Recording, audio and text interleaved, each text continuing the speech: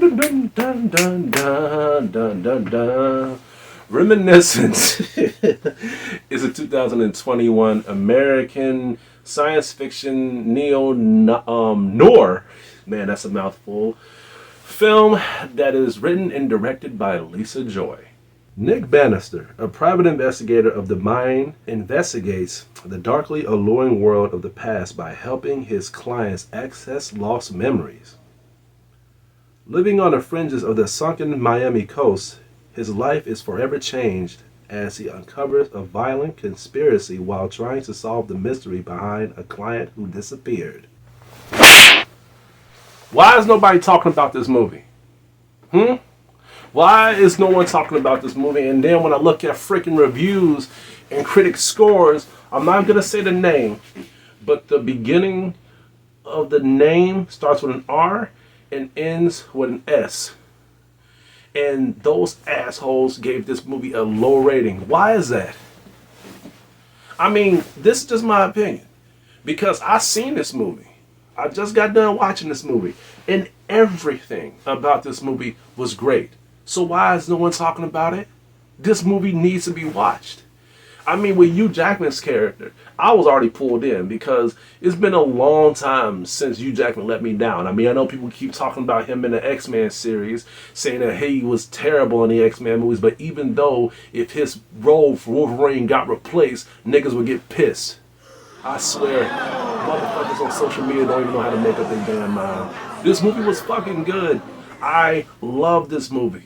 This movie focuses on the aspect more of just the creativity of how people can be drawn to murder and can be drawn to true love. And I love that about this film because a lot of films don't do this, where it shows you two characters who are in the motive, who has a drive, and they have a way of seeking it when it comes to doing whatever it takes to find answers, doing whatever it takes to get what's theirs. And with Hugh Jackman's character, out of every character in this movie, here's the thing, every character did great. Every character did good. But I'm going to talk about Hugh Jackman's character first because his character was believable. His character, he always do good in movies. He always do good in movies, but he does best when it comes to him being dramatic. What made me open the eye of his character was when I first seen The Prestige. When I first seen The Prestige, I was young. I was like underage as fuck. I was like, what the fuck is this? But his character was believable. Now, here's the thing with Hugh Jackman. His character, he knows what he's doing. He's like, he's like the epiphany of Denzel Washington. If he's gonna do movies, he's gonna play himself. He is not going to switch his voice. He is not going to switch his fatigue. He's not going to switch his style. He is going to act, sound, and role play as himself. He has very good creative tones to his character. I love Hugh Jackman's character. And honestly, after seeing this movie, Reminiscence, I should punch myself in the face because I like his character so much, and I still wasn't a fan of him. But now that changes because I am a definite fan of Hugh Jackman. He has done every role on this film believable. When it comes to him being on the verge of handling business, when he was trying to put people on this machine whenever they lose a memory, whenever they trying to get their memory back, because this machine basically could help you find anything that you're looking for. Like for example, if you can't find your keys, or you forgot something that you were supposed to do, this machine, you just sit on this machine that kind of gives you like the vibes of Assassin's Creed, and it jacks into your memory banks, and it makes you retrace your footsteps, and it shows a visuality of what you're thinking about. And Hugh Jackman, he retraces your footsteps as you follow his voice. I like that. So he handles business with a good aspect of him doing his character justice. So at the same time, he runs into this female named May that's played by Rebecca Ferguson. Now, Rebecca's character, she did good as well. She plays as herself too.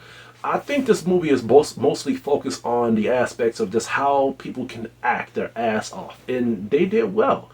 Not just Rebecca either, but Thandiwe Newton. I barely recognized her because it's been a long while since I've seen Thandiwe Newton's films.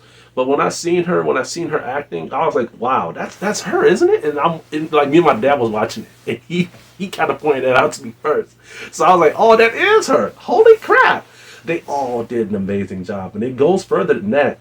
But what I like more about Hugh Jackman's character is that his character, even though everybody played themselves and they didn't really focus on their aspects of them feeling sorrow or feeling heartbroken, Hugh Jackman had mixture emotions on this film. There was moments where he was handling business, and I felt the business perspective of his character. There were times when he was heartbroken. There was times where he felt sorrow, he felt angry, and I felt every single emotion of his character. And it was warranted because the way how the movie paces itself, it does justice when it comes to how it pays off with the character's reactions.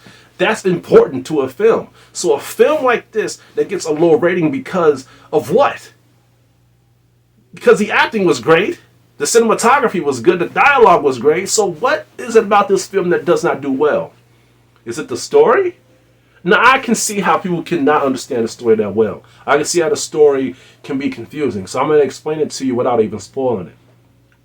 The movie focuses on Hugh Jackman's character that uses this machine to help people, but deep down he uses this machine to try to find his loved one, May.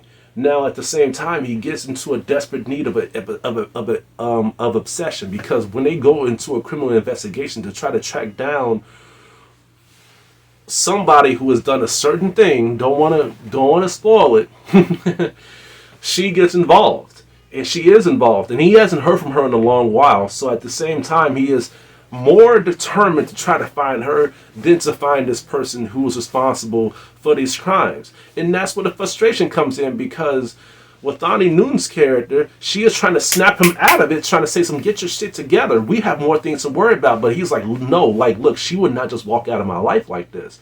So you feel his character, you feel his motive, you feel the love interest of his character. And with Rebecca's character, we begin to feel for her too, because how Hugh Jackman carries her towards his mind.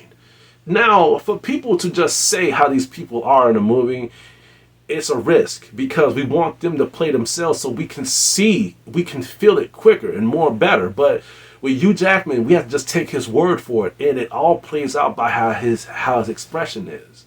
But at the same time, when he gets in contact with a certain person that has an opposite motive, which is in a murder aspect, they both come intertwine with each other, and it plays out perfectly. The movie shows you not just these two brawl out and try to figure out their motives as well and how to succeed, but they both have an outstanding urge of insanity. What you would do, and what would it take for you to get what you want out of love? What would it take for you to get what you want out of murder? Now, love and hate is two different things, but it's one of the same. Because people have done crazy things out of love. People have done crazy things out of being on their brink of losing their minds and being insane to the point where they want to kill somebody. People have even killed people over love. People have killed people over losing their minds and being mad. So there was a fight scene when Hugh Jackman's character was fighting a person. And that was when these two motives collided. Love versus hate. And that scene, even though it wasn't like a full-on, CGI fight scene with things blowing up, I felt the drive on both of these characters. I felt the motive on both of these characters, and they both played out so well to the point where I didn't mind if any one of them loses, because I wanted to see which motive and which drive was stronger. So it's just, this movie has great signs of these type of chemistries when it comes to these two people's drives and how they present these drives and what they're willing to do when it comes to trying to find answers. This movie, Reminiscence, has these type of signs where it doesn't really want to hold you by the hand, but it wants the viewers, the audience, the critics to figure this out. So by Rotten Tomatoes and all these fucking critics that gave it a low rating by not realizing that shit, you should fucking be ashamed of yourself. Seriously, especially you, Rotten Tomatoes. I'm gonna have to give Reminiscence an A.